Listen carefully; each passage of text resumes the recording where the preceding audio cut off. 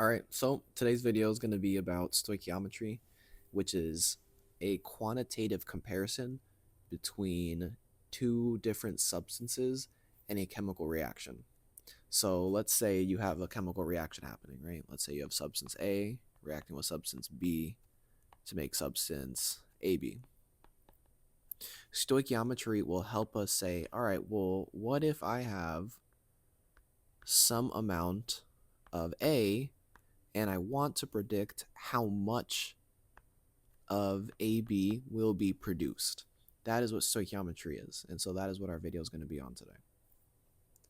So for the sake of this video, when we're talking about things in the beginning, right, so let's say that this is a known quantity, right? We have X amount of this. This is going to be considered our given.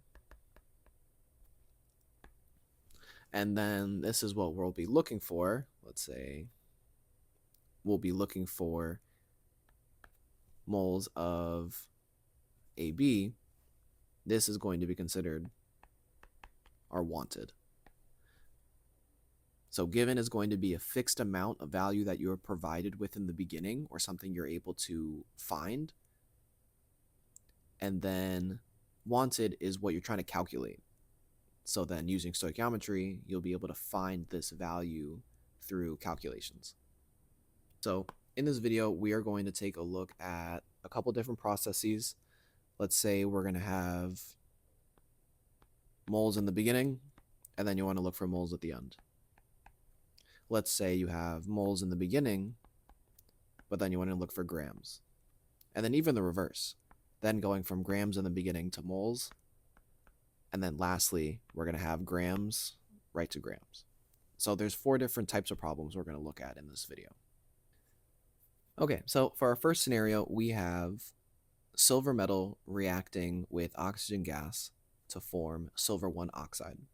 So you might be asking, okay, cool, well, why is this even here? That's because you have to come up with a balanced chemical equation to even do stoichiometry. And so your first step, if you don't have that balanced equation, is to come up with it.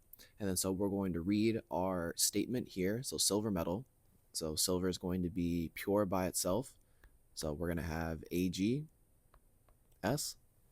right? Solid metal. And our silver metal is going to react with oxygen gas. Oxygen gas is diatomic, so we have O2, and then that's going to be in a gaseous form. And then our product, when they come together, is going to be silver 1 oxide. And so because of that Roman numeral in the name for our ionic compound, silver will have a +1 charge, oxide has a -2 charge. And so to become neutral, you'll need 2 of those silvers for every 1 oxide. And that's also going to be solid. All right, cool. So then our next step is going to be balancing this chemical equation. Conservation of mass, we can't create or destroy matter, so we have to make sure that the amount of atoms is going to be equal on each side of the equation. So we're going to start by trying to balance out the oxygens first. So on the right side, we only have 1 here from our ionic compound, but we have 2 from our oxygen gas. And so that gives us 2 oxygens on each side, but now we have 4 of the silvers. And so on the left side, we need to make sure that there's 4 silvers as well. The oxygen gas, we don't need to place a coefficient there, so the coefficient is just going to remain as 1. So we'll just have 1 of the oxygen gas for this reaction. All right, so taking a look at part A for the scenario. How many moles of silver 1 oxide will be produced if 0.638 moles of silver metal reacts with excess oxygen?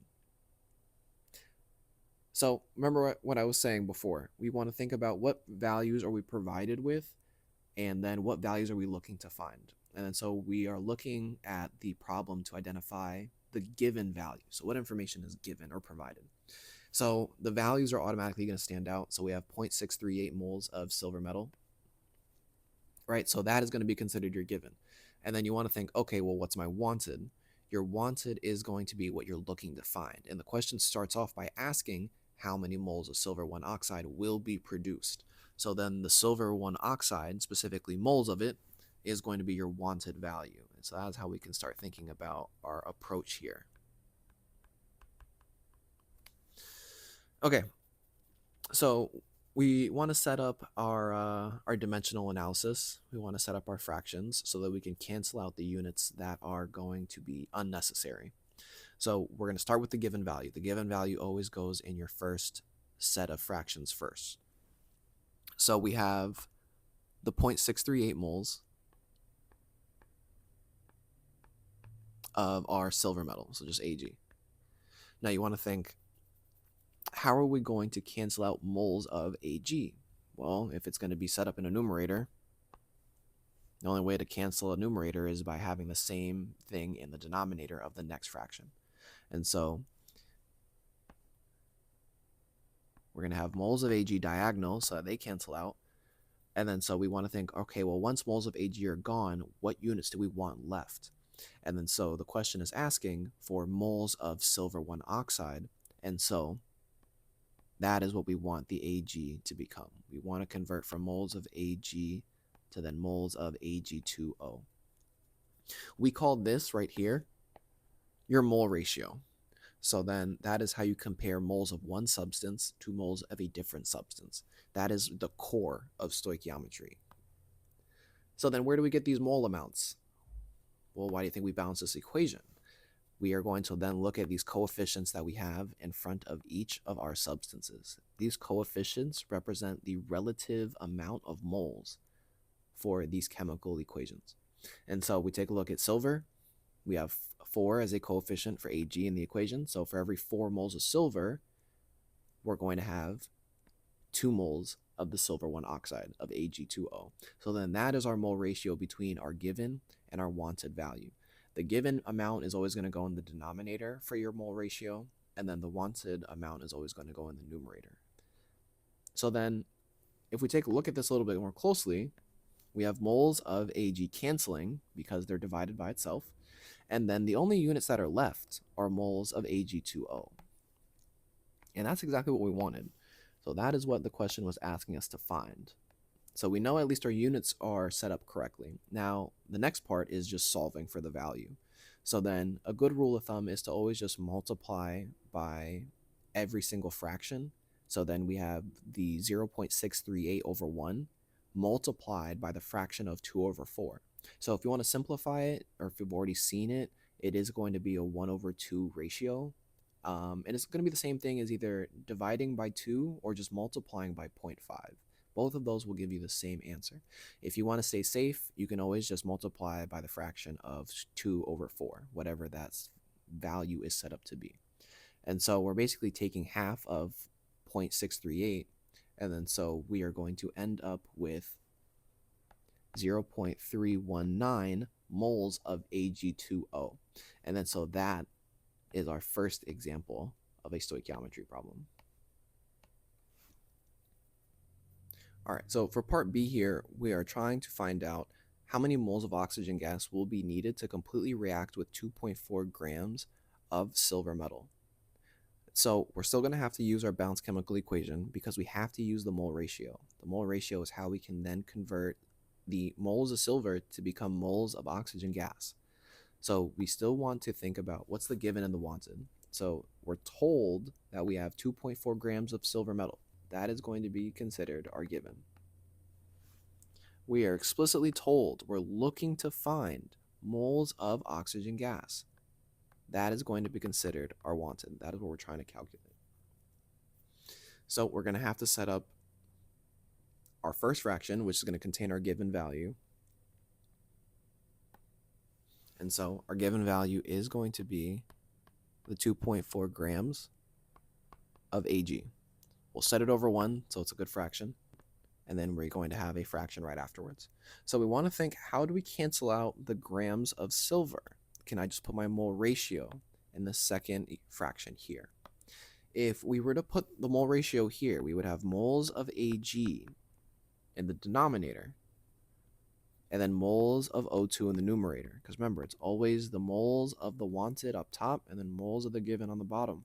But then that doesn't allow us to cancel out the grams of silver. So that's a problem. So we have to get rid of the grams of silver first before we can set up this mole ratio. And so you have to use the same units to cancel them out. So the only way to get rid of grams of silver is to then divide by grams of silver. Now, if we think about converting factors, what converting factor will allow us to go from grams of silver to moles of silver? And that is going to be our atomic mass. So then the atomic mass of silver comes directly from the periodic table. So for every 1 mole of silver, we're going to have 107.87 grams. So then this way, we're able to cancel out the grams of silver, right? These will be gone, and then we're left with only moles of silver. So we're one step closer, but we still got another fraction to use.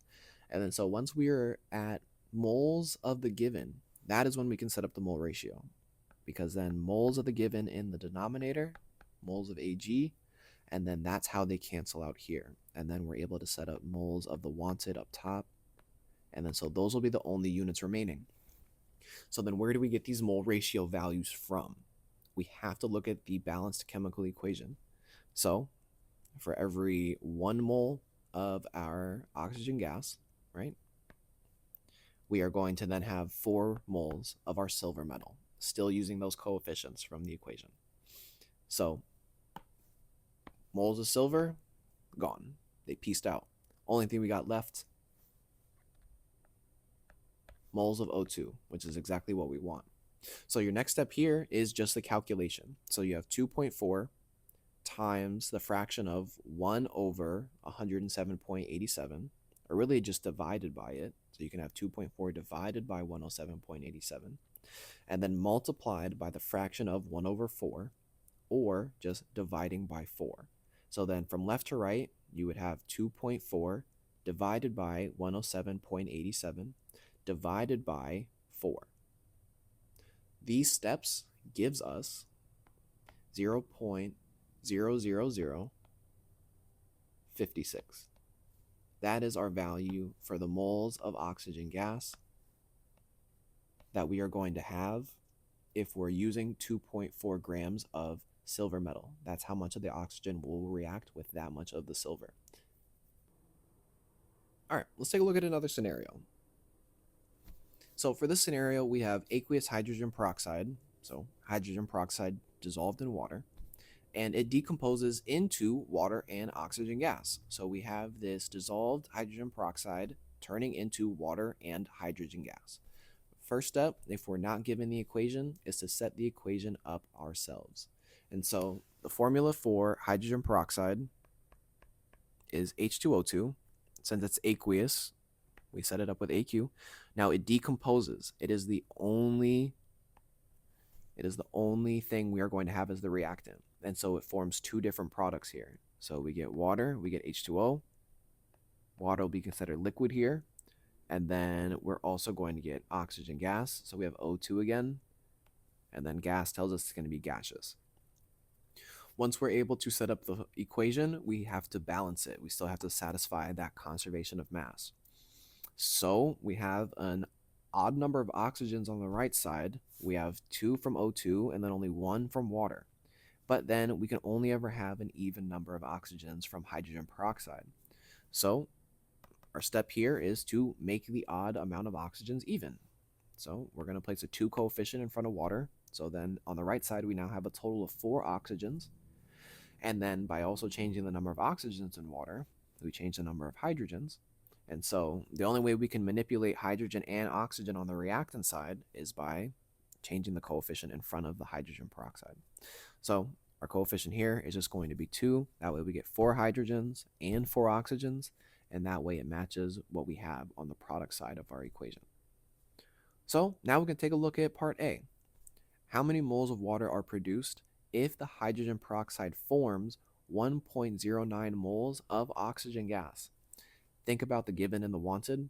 We are given the moles of oxygen gas, and we are looking to find, we want to know the moles of water. So that is how we're going to break this up. This is how we're going to break it up. We have our given, and then we also have our wanted. So it looks like we're going from moles to moles. If we're following the same pattern as before, this is going to be a 1-step problem. So from moles of one substance to moles of another substance, we are going to have to use our mole ratio. And that's really it. We're going to set up our given value in its own fraction.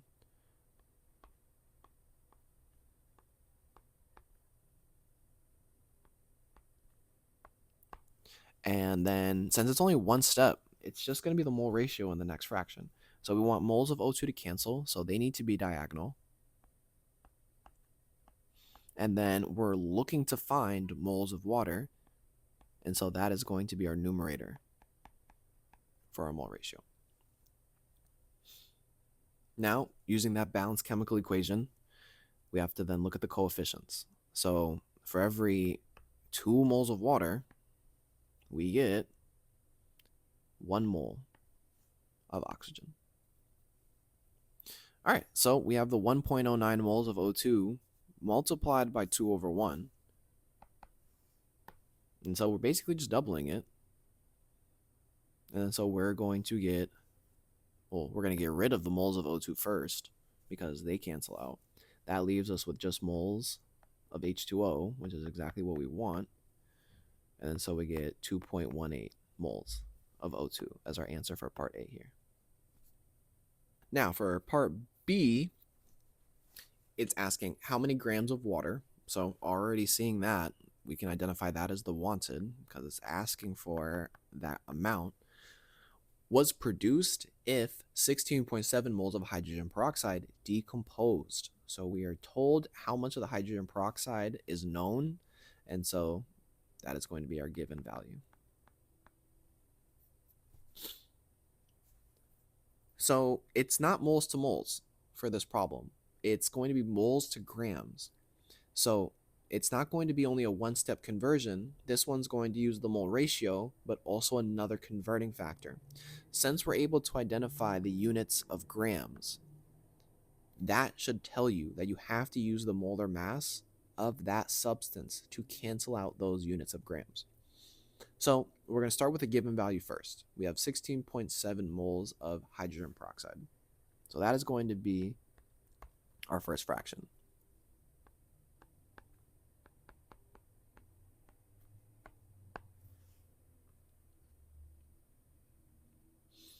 Now, we already have moles of H2O2, so we have the green light to go ahead and use our mole ratio. So moles of H2O2 will cancel out if they're diagonal, and then we're going to place moles of water in the numerator because that's what we want to carry over. We want those units to continue going. We want them to keep pushing through this problem. So the problem said not moles of water, but again, grams of water. So then that means we're going to need one more fraction. So let's finish up our mole ratio before we put our third fraction in there. So from the balanced equation, we have the coefficient of 2 for H2O2. So for every 2 moles of our hydrogen peroxide, we're going to get 2 moles of H2O because we have these coefficients in front of our respective substances here. So moles of H2O2 gone, pieced out, only got moles of H2O left. And then so now we have to think, how do we convert moles of H2O to become grams of H2O? And so I said before, the converting factor for grams is going to be the molar mass. And so we have to then use the molar mass of water. So we want to cancel out moles of moles of H2O. So we place them diagonal from each other. And then if it's molar mass, it's grams per mole. So then the other part of our fraction is then going to be grams. And so using our periodic table, we know that as H2O2, for every 1 mole of it, we're going to have a mass of 18.016. Boom. Moles of H2O2, I keep saying that, I'm sorry guys. We have moles of H2O canceled out because they're diagonal. So the only units that we have remaining are just grams of H2O. So now we have the 16.7 multiplied by the fraction of 2 over 2, multiplying by 1, it's the same thing. And then lastly, multiplied by the molar mass of 18.016 over 1. So we basically just had 16.7 multiplied by 18.016. So when we do this, we get 300.86. And then using our rules of sig figs, we can approximate that to really just being 301 grams of water. And so that's going to be our answer. We don't have to do sig figs, but for consistency, that's what we're going to see it as. For this final scenario, we're taking a look at carbon dioxide gas and solid lithium hydroxide reacting together to form lithium carbonate and water. So carbon dioxide is just CO2, and it's going to be gaseous. And it is going to react with solid lithium hydroxide.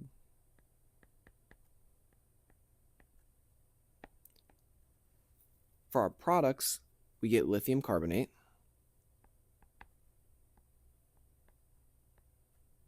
which will be dissolved in water. It'll be aqueous. And then just water, which will be pure, so it'll be a liquid. Now, our next step is to balance. So this one's a little bit tricky. We have a lot going on here. And then so we want to think what's going to be the easiest to change. Now, the minimum of lithium on the right-hand side is 2, but then we only have 1 lithium on the left. So I'd say that's a good place to start. So then making sure that those lithiums are balanced, now we have 2 on each side. So let's start taking a look at everything else. So we have carbon and CO2, and then we have carbon in the carbonate, the CO3, 1 on each side, so the carbons are good. Oxygen, we have 2 of the oxygens in CO2. We now have 2 oxygens from the lithium hydroxide because of this coefficient here. So we have 4 oxygens in total. We have the 3 oxygens there plus the 1 from water. So oxygen is good with 4 on each side. Last is hydrogen. We have 2 hydrogens in water, and then we now have the 2 hydrogens from both of the lithium hydroxides since we have 2 moles of it. So everything's good. It looks like we only needed the 2 coefficient in front of the lithium hydroxide. We have 1 mole of CO2, 1 mole of the lithium carbonate, and then 1 mole of water. So we can start taking a look at part A now. Part A is asking, well, how many grams of lithium carbonate will form if 702 grams of carbon dioxide reacts with excess lithium hydroxide? The 702 already stands out to me. That's a value that is provided to us. So that is going to be our given value.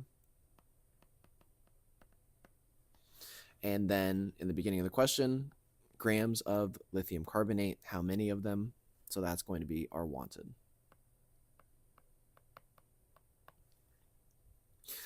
Now, we took a look at moles to moles, and we took a look at moles to grams and grams to moles. But in this scenario, we have grams to grams. Grams to grams is going to be the longest process for the stoichiometry problems. And so this is going to be a 3-step conversion. 3 steps from grams to grams is going to require 4 fractions in total. 1 fraction for your given value. So we'll set that up right now. So that is going to be our 702 grams of CO2. We're going to have another fraction to cancel out grams of CO2, 1 fraction for the mole ratio, and then a third final converting factor, a 4th fraction, to then get to grams of the lithium carbonate. So it's going to be a long process here. So we want to get rid of the grams of CO2 first, and so we know the molar mass is really good at canceling grams and giving us moles. And so using our periodic table, we have 44.01 grams of CO2. And then that gives us moles of CO2. So for every 44.01 grams, we get 1 mole. Cool. Grams of CO2 gone, canceled out.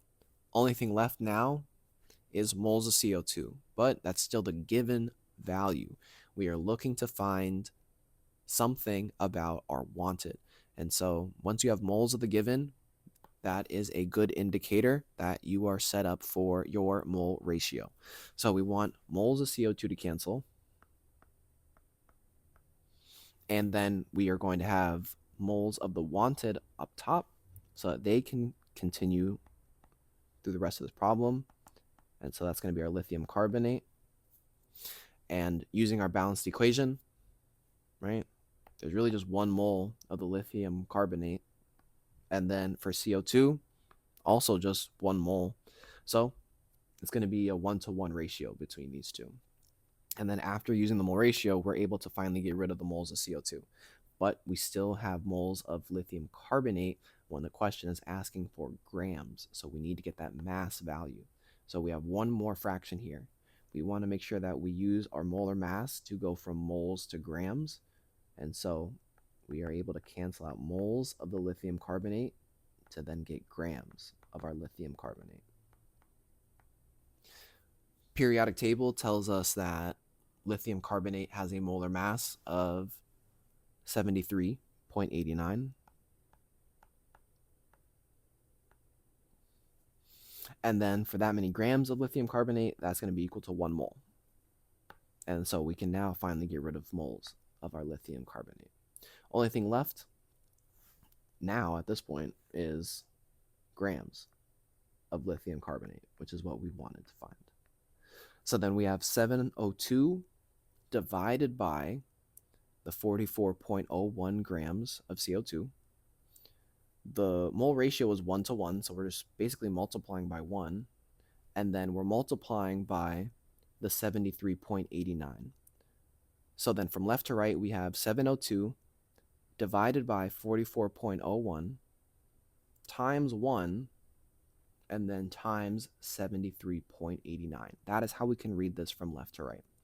And then so after performing these calculations, we are going to get 1,178.6 grams. We have part B for our last scenario here. How many grams of carbon dioxide will be needed to completely react with 38.09 grams of lithium hydroxide? So at this point, we should be comfortable, or at least getting close to being comfortable at identifying these values.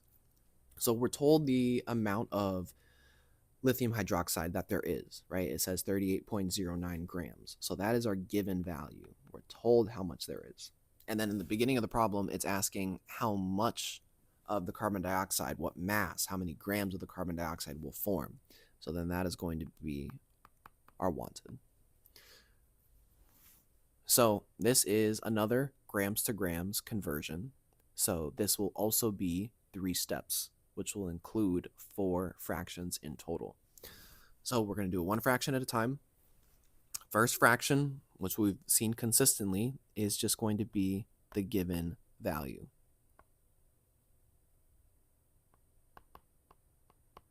So we're told that there will be 38.09 grams of lithium hydroxide. So that is still going to be what we start with. Now we want to cancel out grams of lithium hydroxide, and we want to get moles of lithium hydroxide so that we can use that mole ratio. And so the best way to set this up is by using our molar mass to convert. So then by getting rid of grams of lithium hydroxide, we will then have moles of lithium hydroxide, which can set us up for that mole ratio.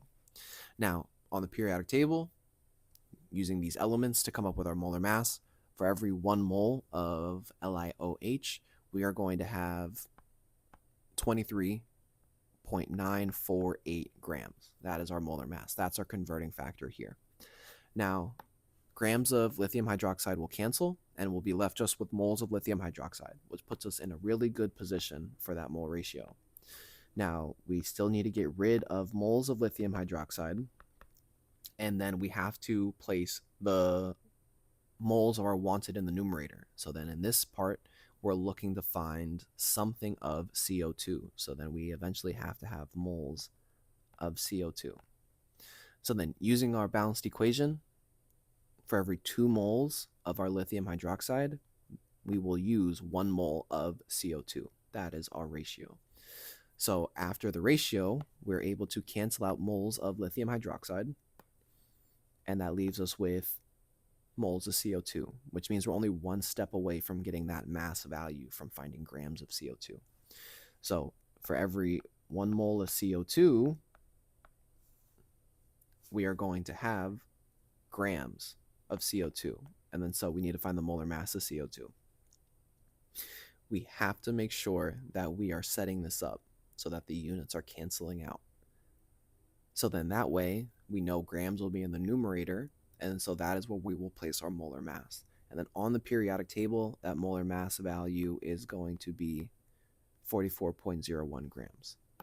And then because of positioning here, we're able to cancel out the moles of CO2, and we're only left with grams of CO2, which is what we needed to find.